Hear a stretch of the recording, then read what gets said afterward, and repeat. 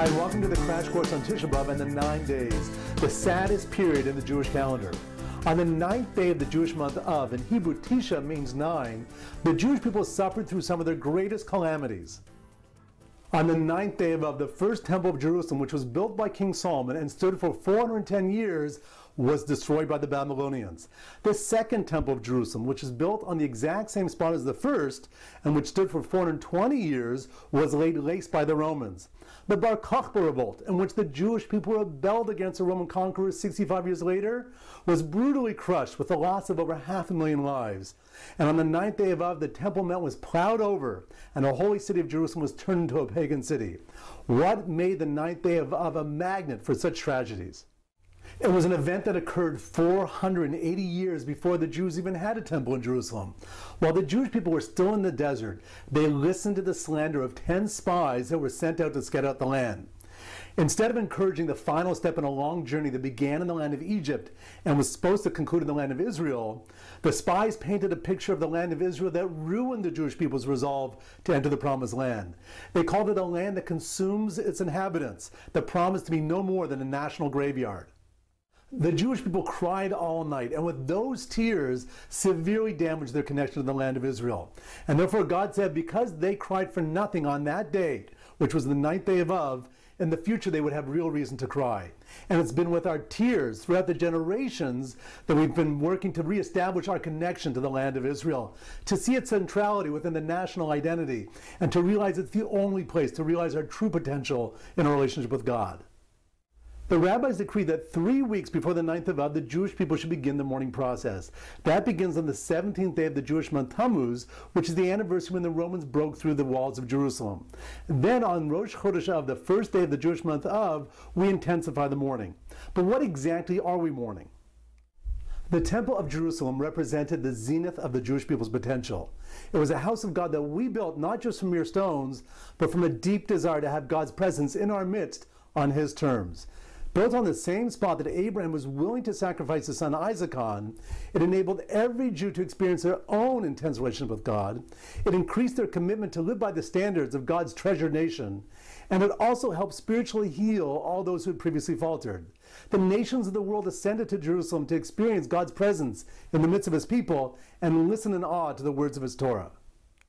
So how destructive can it be when we give that all up for false gods and idolatry?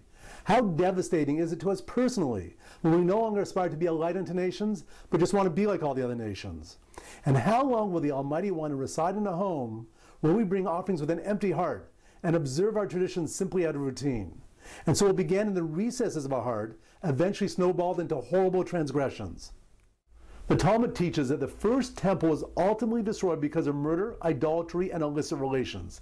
And the second temple crumbled because senseless hatred for one another became the norm.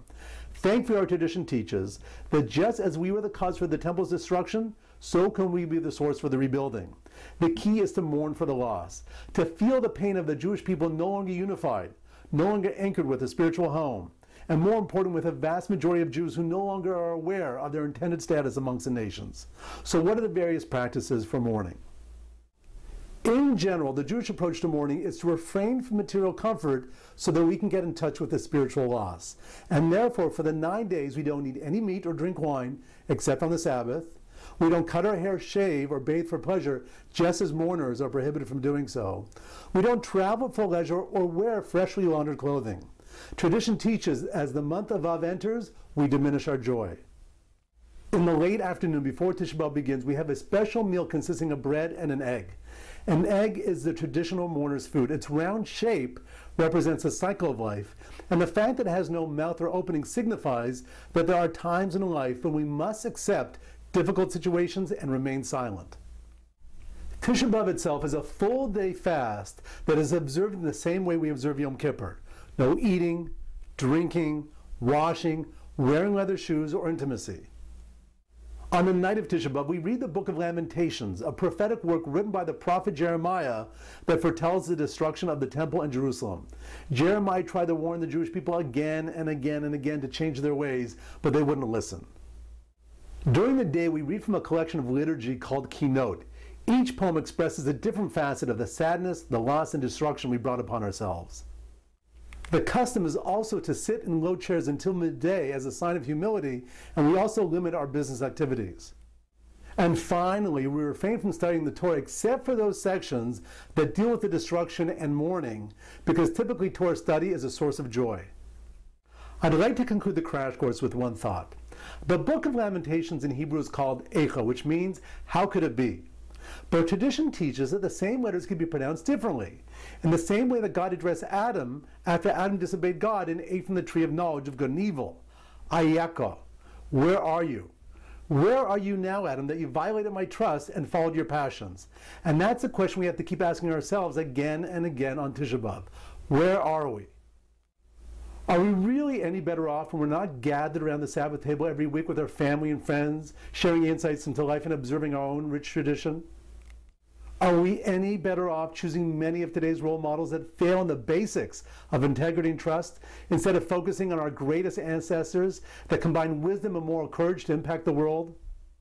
Are we really better off looking at what makes us different from one another in the way we look, behave, or live, instead of reaching out and admiring the fact that we all come from the same family, the same home, and are meant to work together to be a light unto nations? And will we ever be successful if we keep God out of our own lives and out of our own national identity? May this year be the last time we mourn for all the great losses and tragedies. Instead, let this Tisha B'Av be the day we rededicate ourselves to rebuilding a home for the Almighty in our midst, based on the heart and soul and the good deeds of His treasured people, next year in Jerusalem.